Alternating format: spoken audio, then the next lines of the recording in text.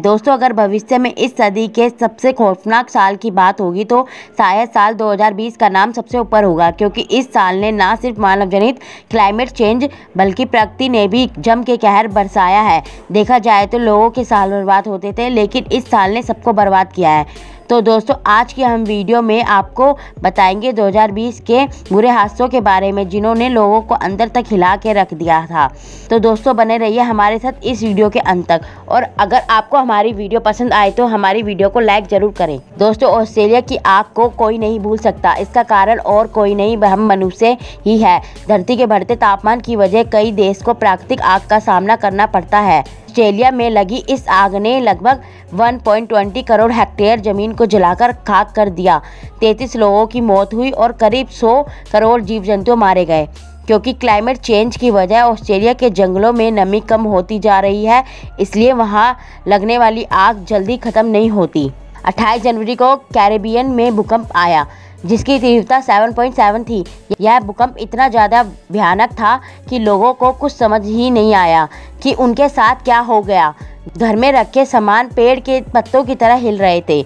अफरा तफरी में लोग अपने घरों के बाहर निकले और खुद को बचाया। हालांकि इस भूकंप से किसी को नुकसान नहीं हुआ था, लेकिन लोगों के जहन में एक डर सा पैदा कर दिया था।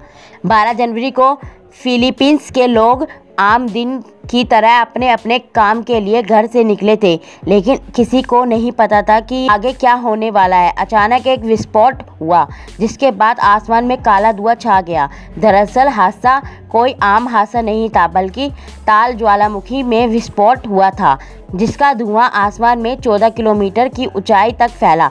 इस विस्फोट से लगभग 39 लोगों की मौत हुई और कई लोगों को अपने घर से बेघर हुए। 24 जनवरी को तुर्की में एक भूकंप आया, जिसकी तीव्रता 6.7 थी। इस भूकंप का केंद्र एलाजिक प्रांत था।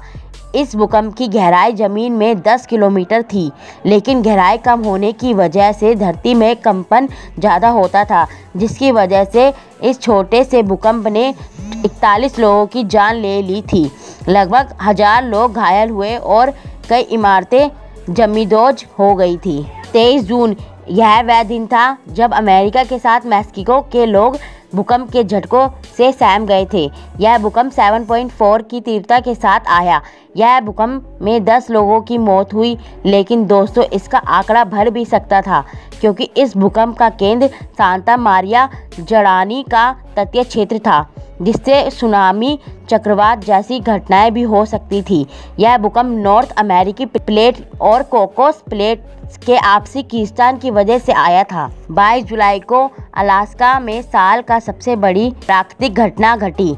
जी हाँ दोस्तों, यहाँ जो भूकंप आया, रिक्टर पैमाने पर इसकी तीव्रता 7.8 थी। अलास्का के नीचे पैसिफिक प्लेट खिसक कर नॉर्थ अमेरिकन प्लेट के नीचे चली गई थी, जिससे यहाँ तक कि धरती हिल सी गई थी, जिसकी वजह से कोई सुनामी तो नहीं आई, लेकिन यह एक बड़ा भूकंप था। गनीमत रही कि इस भूकंप ने जानमाल को कोई नुकसान नहीं पहुँचाया। 16 से 17 अगस्त के बीच बिजली गिरने की वजह से कैलिफोर्निया के जंगलों में आग लग गई। ऑस्ट्रेलिया के बाद एक और जंगल की आग ने दुनिया का ध्यान अपनी ओर खींचा।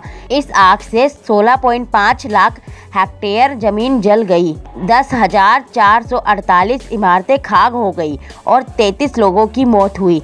इस आग को नाम दिया गया अगस्त कॉम्प्लेक्स फायर। इसने कैलिफोर्निया के साथ काउंटी को जला दिया था, जिसे बुझाने में 3 महीने लगे। 13 नवंबर को आया चक्रवाती तूफान आइओटा ने कैरेबियन और मध्य अमेरिका में तबाही मचाई। इससे पहले तूफान हैरिकेन ने लोगों का दिल दहला दिया था, जिसमें 150 लोगों की मौत हुई थी और कई बिलियन डॉलर का नुकसान हुआ था।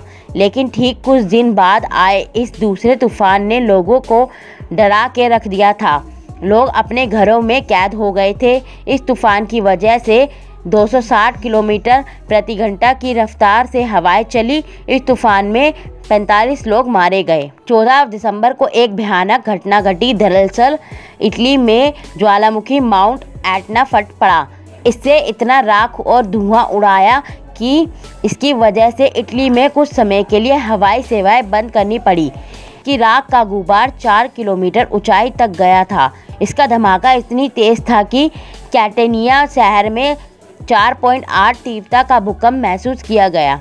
माउंट एटना की सक्रियता 1500 ईसा पूर्व से दर्ज की जा रही है। ऐसा माना जाता है कि यह ज्वालामुखी अगले 5 सालों तक सक्रिय चल सकता है। दोस्तों, इस कोरोना काल के दौरान हमने बहुत बुरे वक्त का सामना किया, लेकिन दिसंबर में साल की वो घटना घटी जो शायद आगे हमें फिर से अपने घरों में कैद कर सकती है, क्योंकि साउथ अफ्रीका से कोरोना वायरस का नया स्ट्रेन पाया गया था, जो कि पहले वायरस के कई गुना स्ट्रॉन्ग था। इससे पहला मामला साउथ अफ्रीका में पाया गया, लेकिन धीरे धीरे यह ब्रिटेन, फ्रांस और कई यूरोपीय देशों तक पहुंच गया। यह न्यू स्ट्रेन पहले वायरस के अकॉर्डिंग 70 गुना तेज़ी से फैलता है और हो सकता है पूरे विश्व में एक बार फिर लॉकडाउन लगाना पड़े। तो दोस्तों, कुल मिलाकर यह साल हम मनुष्य जाति के लिए सीख भी थी कि हमें प्रकृति की छेड़छाड़ बंद कर देनी चाहिए, जिससे इन आपदाओं में कमी जरूर आएगी, लेकिन